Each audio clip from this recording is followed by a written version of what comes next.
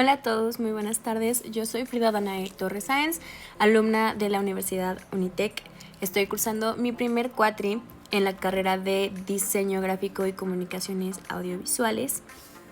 Este video es para la materia de Historia del Arte y voy a platicarles un poco acerca del postimpresionismo o neoimpresionismo. Para esto primero debo de darles un poquito de contexto acerca de la rama a la que quiero especializarme o dedicarme en algún futuro con respecto al diseño gráfico, que sería ilustración, fotografía y pintura. Estas tres ramas, a pesar de ser distintas, tienen algo en común. Te permiten expresar emociones y escenarios y sobre todo provocarle a las personas que los miren diferentes sensaciones. Es incluso el poder transmitirles tu sentir y plasmarlo en esta obra, ya sea pintura, fotografía, un dibujo, una ilustración. Le das vida a aquello que tú estás dibujando y a ese gráfico que tal vez empieza como algo simple. Tú estás pudiendo transmitir ese sentimiento y la situación en la que tal vez en ese momento te encuentras. Y creo que eso es algo que es muy importante para mí, porque no todo el tiempo las personas logran expresar de una forma adecuada el cómo se sienten. Y es por eso que también es tan importante el arte y la forma en la que nos deja comunicarnos entre nosotros. Si a mí me preguntaran por una parte de la historia del arte que me hiciera sentirme personalmente atraída, no podría escoger alguna con exactitud. Creo que de cada etapa hay algo que logra atraparme y me hace sentir una admiración increíble. Pero hay una entre todas que creo que logra evocar un sentimiento especial en mí y sería el postimpresionismo. Y es por cómo toman parte de todo este impresionismo que al fin y al cabo pues era un arte un poco limitada. Y al mismo tiempo dejan esos límites de lado y crean algo totalmente diferente, hermoso, lleno de expresión, lleno de colores, lleno como de sensaciones. Logran crear obras maestras que están realmente llenas de vida. Así que podríamos decir en resumen que es una continuación y al mismo tiempo la contraposición al impresionismo. Fue aproximadamente en el siglo XIX cuando comenzaron a colapsar el imperio español, francés, chino, romano y mogol. Apareció la desenfrenada revolución industrial y esto también dio paso a la evolución y un crecimiento exponencial de las ciudades. Y así aparecieron las ciudades modernas que también conocemos hoy. Se produjeron nuevos inventos como en cada etapa de la historia del arte y hubieron cambios en la sociedad que potenciaron y de una u otra forma pues hicieron que el crecimiento de la clase social burguesa se fuera a los cielos.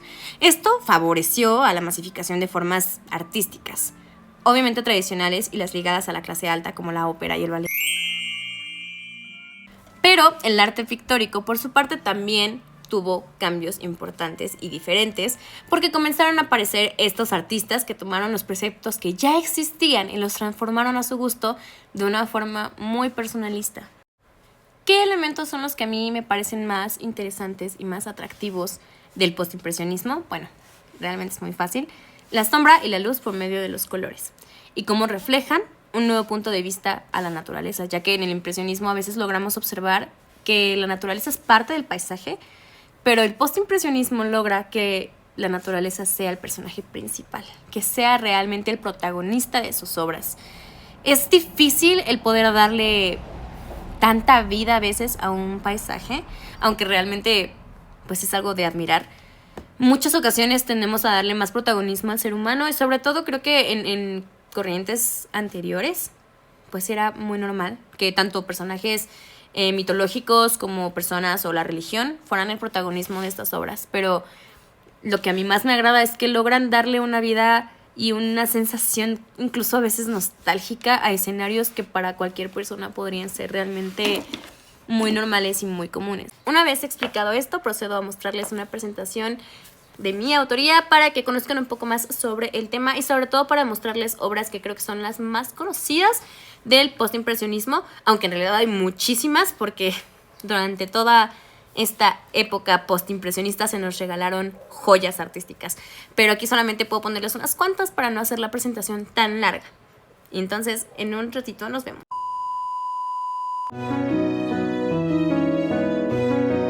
Para poder hablar bien sobre el postimpresionismo, deberíamos primero conocer un poco sobre sus principales autores, aunque estoy segura que varios de los nombres en la lista ya les suenan. Estoy completamente segura que este personaje les suena de mucho. Él es Vincent Van Gogh, porque en el color era el símbolo principal de expresión.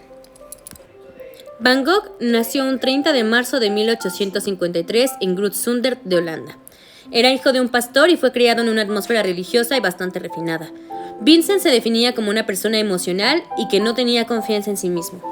Entre 1860 y 1880 decidió finalmente ser artista. Él solamente había tenido 2 amores inadecuados y bastante infelices. Había trabajado sin éxito como empleado en una librería, vendedor de arte y predicador en Le Bourginge, una región aburrida de minera en Bélgica. De hecho, fue despedido por exceso de celo.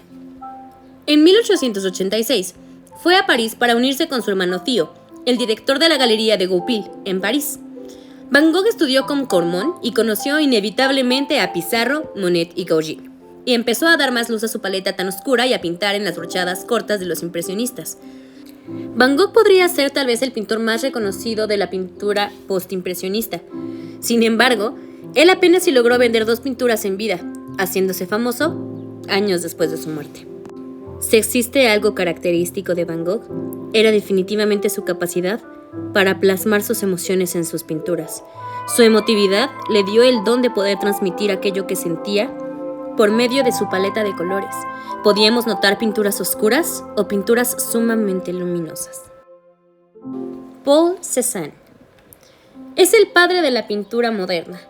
En vida fue un pintor ignorado, arisco y misántropo. Apenas expuso sus obras y jamás confió en el mundo del arte. Solo tendría la admiración de algunos de los más modernos contemporáneos conocidos, como Picasso o Matisse. Era extremadamente pobre y poco sociable. Solía frecuentar a los impresionistas tales como Manet, Degas, Monet, pero Cézanne realmente era una persona bastante arisca. Sus estilos geométricos trataban de conseguir una comunión armoniosa entre naturalismo, expresión personal y el orden pictórico. Rechazó las idealizaciones en los temas. Representaba el mundo de la forma más exacta desde el punto de vista pictórico, ordenado todo de forma estructural en forma simple y planos de color. Para él casi todo era geometría. Sus pinceladas son características, todas conjugadas para formar un conjunto complejo. Representaban lo que el ojo observa y al mismo tiempo tenías una abstracción de eso. Esta simultaneidad sería adoptada después por los cubistas. Paul Gauguin. Paul fue el típico pintor postimpresionista. Nunca apreciado en vida, una vez muerto fue considerado un héroe del arte y sus pinturas pueden ser hoy las más caras del mundo. Así como Van Gogh y Cézanne, creó un nuevo lenguaje que después adoptarían los vanguardistas. Un novedoso y expresivo uso del color. Se le llama el padre del fauvismo y simbolismo. Al igual que a los pintores que ya nombramos, él tampoco alcanzó su éxito en vida. Realmente fue hasta años después de su muerte que logró poder posicionarse en donde se encuentra ahora. Paul Gauguin nació en Notre-Dame de Lorette, París, el 7 de junio de 1848. Su interés por el arte y el nuevo movimiento impresionista se conocieron en abril de 1874 en París, en la primera exposición impresionista. Quedó tan maravillado que fue de los pocos compradores de la exposición. Empezó a barajar la idea de pasar de aficionado a pintor profesional y en 1876 se inscribió en la Académie Colarossi. Ese mismo año, el paisaje de Viroflay de Gauguin fue aceptado por el Salón de París, institución que tenía prácticamente el monopolio de la exposición de Bellas Artes. Se vio influido sobre todo por el impresionista y maestro del paisaje Pissarro y por la obra del pintor Degas. Aunque formaba parte del grupo de impresionistas que se reunían en frecuencia con cafés en París, Gauguin no se llevaba bien con todo el mundo. Sin embargo, un buen amigo fue otro joven inconformista que ya vimos antes, Vincent Van Gogh. Paul Signac nació en París en 1863. En 1880 decidió dejar sus estudios y descubrir el encanto de navegar en el Sena, al tiempo que contribuyó a la animación del cabaret del Chat Noir en Montmartre. En 1882 alquiló su primer taller y se relacionó con los círculos literarios de vanguardia. Por aquel entonces, pinta del natural marinas dinámicas y de vivos colores. Podría decirse que Paul Signac es el padre del puntillismo. Abandonó las pinceladas impresionistas para adentrarse en la experimentación plástica con los puntos de color puro, que tenían como único objetivo combinarse entre ellos sin mezclarse en la tela para poder hacerlo en el ojo de quien contemplara sus obras. La temática de su obra se centra en su mayoría en el paisaje de puertos, donde se observan los elementos propios de la vida marinera: faros, cuerdas, veleros y navegantes. Incluso hay otras en donde podemos apreciar de una forma bastante diferente la naturaleza. Henri de Toulouse-Lautrec, pintor y cartelista bohemio. Era un aristócrata que se consideraba a sí mismo un cronista social y pintaba al pueblo y a la noche de la Belle Époque parisina, incluidas prostitutas que frecuentó y que amó. Sus magníficas obras le deben mucho a la fotografía. La espontaneidad y el asombroso dinamismo de sus escenas y personajes hacen de sus obras excelentes apuntes del natural. Destacan también encuadres innovadores y trazos rápidos y expresivos. Despreciaba a los pintores de paisajes y de los impresionistas de la generación anterior, solo respetó a Degas por su gusto similar por las bailarinas. Fue más que otra cosa un dibujante e ilustrador. Sus óleos son escasos, pero en ellos se puede ver el mismo gusto por el ambiente y personajes bohemios, espontaneidad, movimiento y encuadres inusuales tomados de la fotografía y la estampa japonesa. Ya que conocimos a algunos de los principales precursores del postimpresionismo, me gustaría darles la bienvenida al Museo Postimpresionista. Permítanme mostrarles a la izquierda la noche estrellada de Vincent van Gogh. Del mismo, el jarrón con 15 girasoles a su derecha. A su lado izquierdo podrán apreciar la habitación de Vincent y a su lado derecho el viñedo rojo. A su izquierda podremos observar Noche estrellada sobre Rodano, mientras que a su lado derecho podemos observar El grito de Munch, que refleja la ansiedad y angustia del ser humano. A su lado izquierdo tenemos La table de cuisine de Paul Cézanne y a su lado derecho Dos mujeres de Tahití de Paul Gauguin. Aunque obviamente nos falta mucho más por hablar del tema, espero que les haya gustado este video. Les dejo un poco más de la bibliografía por si tienen ganas de averiguar más sobre el tema, dándole las gracias por su atención. Sin más que decir, les dejo una pequeña conclusión. El postimpresionismo fue la manera de hacer notar la liberación de todos estos artistas. Para mí, específicamente, Vincent van Gogh ha logrado cautivarme con cada una de sus pinturas. Realmente admiro su capacidad para poder evocar los sentimientos que él tenía a través de una pintura, para poder darnos una pequeña ventana hacia lo que él vivía en ese momento. Durante su vida, solamente logró vender 2 obras de tantas que hizo. Solamente es una inspiración más a seguir adelante, a poder avanzar, a poder seguir esforzándonos por cada una de nuestras metas y nuestros sueños, porque no importa que la acción no sea inmediata, en un futuro vamos a lograr llegar justo a donde queremos. El motivo por el que me gusta tanto esta parte de la historia artística es definitivamente por la liberación de todos estos pintores y la suma de todos ellos para crear el arte que conocemos hoy en día.